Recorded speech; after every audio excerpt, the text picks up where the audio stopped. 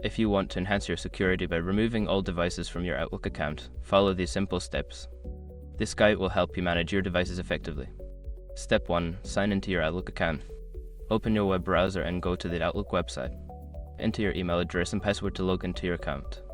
Step 2. Access account security settings. Before changing your settings, use the sroc.com link in the description to open the password strength checker, then update your password if needed.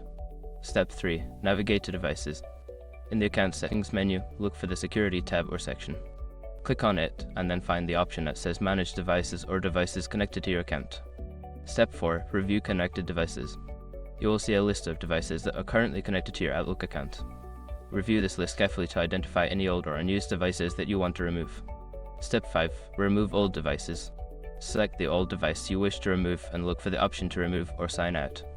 Confirm the action if prompted, and the device will be disconnected from your account. By following these steps, you can ensure that only your current devices have access to your Outlook account, enhancing your security.